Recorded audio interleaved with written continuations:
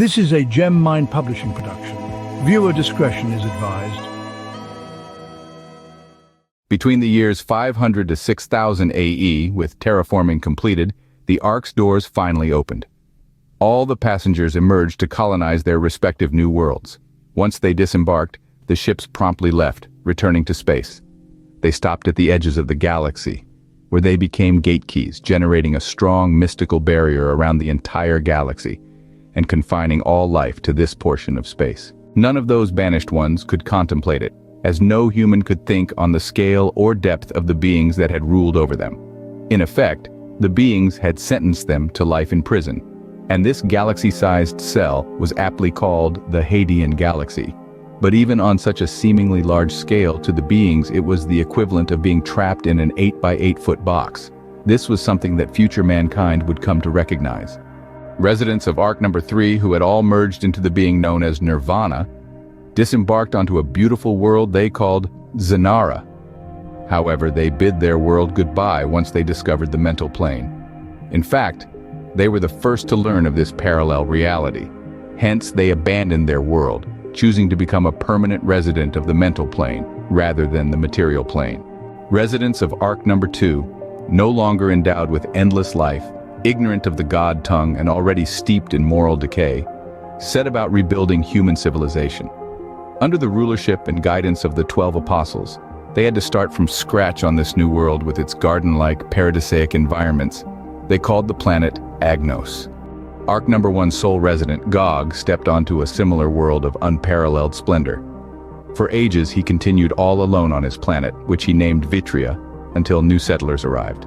Planet Agnos, homeworld of new humanity, year 1549. Fast forward 1549 years into the future.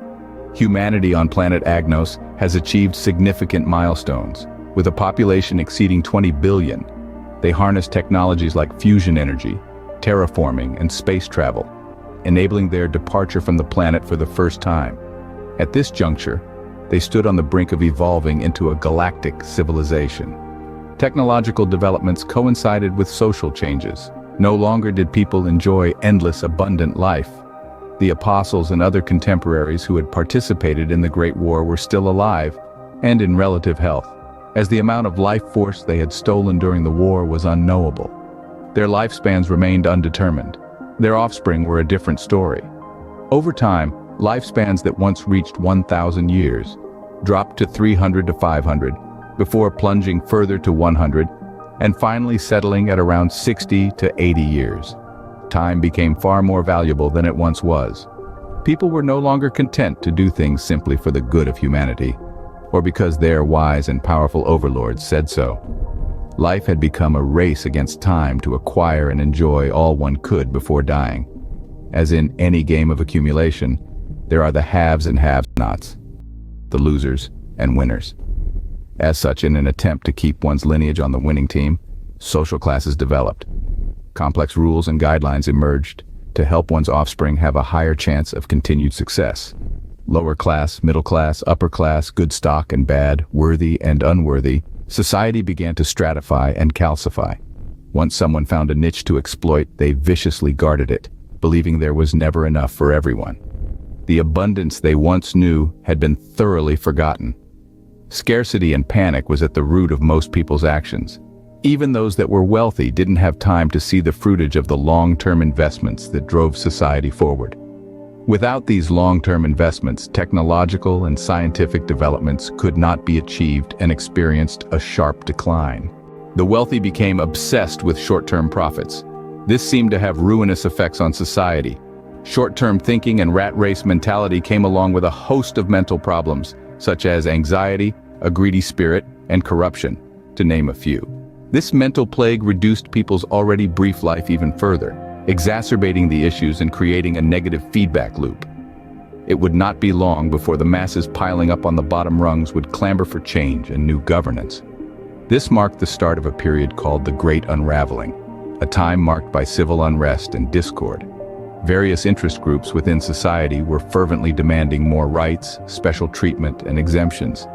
A relentless pursuit of power that threatened to fracture the very fabric of civilization. The only thread holding this unraveling society together was the power wielded by the 12 apostles. However, the cohesion provided by the apostles' authority was increasingly strained, and they could see their grip on power loosening. Even after all they had done, people were fed up with them. But what to do? They still had knowledge of the God tongue. As such, their options were thus. They could use their power to oppress the people, or they could walk away from the leadership position with dignity. They chose to walk away, at least on the surface. The apostles introduced democracy, setting themselves up as monarchs with limited power over the process. This was to give the masses a sense of control. Elections were held, and they could choose a party to govern them. But once the politicians were let loose, it only served to act as gas on a fire. Politicians carved people up into various interest groups and pitted them against each other for votes. Men versus women, old versus young, white versus black, liberal versus conservative, vegan versus everyone else. Society was coming undone, and there was the sense of an impending apocalypse. This went on until a visionary young banker named Coffin Galahad came before the council with a groundbreaking solution that just so happened to make him one of, if not the, richest man in the galaxy. He successfully convinced them that the best way forward was to, in effect, divide and conquer. He proposed terraforming worlds for individual interest groups to govern as they saw fit. The catch? They remained tethered to the galactic government through the repayment of the loan agreement. In this phase, they would become a member union world, MU1, with access to galactic courts and interplanetary trade markets. Protection by the Galactic Task Force, GTF, was also afforded them. The downsides were they would have no voting power, and higher tax rates were applied. Ideally, these worlds would be paying off their loans in perpetuity. If they somehow managed to pay off their loan, they automatically became a member Union World 2, MU2, or a prospective member of the Alliance. In this phase, they had voting power on simple movements within the Galactic Alliance courts, full access to the galactic interplanetary trade markets, and their security would be upheld by the formidable GTF. They also qualified for a host of tax cuts. These worlds were to be shortlisted for full membership into the Galactic Alliance. Full member worlds of the Galactic Alliance enjoyed all these privileges, plus full voting rights at galactic courts. A single vote from them was counted as 5 of the MU2. Not only could they fully participate in the galactic markets, but they were market makers. They paid the least in taxes per capita, although by dollar amount they paid almost 60% of the combined income raised by taxes. However, if any member world left the Galactic Alliance, or refused to pay back its loan, they were cut off from the interplanetary trade markets, and protection from the GTF was withdrawn. This left them vulnerable to predation by anyone with the means and power. Ultimately, it spelled doom for its citizens. No galactic law would save them from megacore or otherwise. They had to fend for themselves. Galahad's solution had several benefits, the foremost being that it effectively kicked the can of rulership down the road, giving the council room to effectively deal with the root issues. The second was that it increased the power of the central government, while effectively decreasing the power of each member world with the addition of each new world. Hence, it was now in the council's favor to further encourage the formation of disenfranchised groups. With each world they could add to the fold, their authority grew. Should 1 or 2 worlds defect, they would be of diminishing concern with the addition of other member worlds to replace them. The council saw the wisdom of the young banker's plan and gave him the authority and funding to carry out all that he had advised. Over the next few centuries, Coffin Galahad used the politicians' lust for power to influence them, and by extension their followers, to take the plunge and saddle themselves with a lifetime of crippling debt. This was his primary interest, since he was heavily invested in terraforming companies.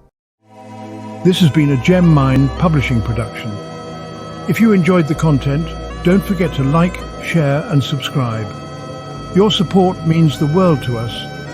If you'd like to go the extra mile in supporting our work, consider checking out our books available on our website or on Amazon. Your purchase directly contributes to the creation of more content. Thank you for being a part of the Gem Mine publishing community. We can't wait to bring you more captivating content in the future.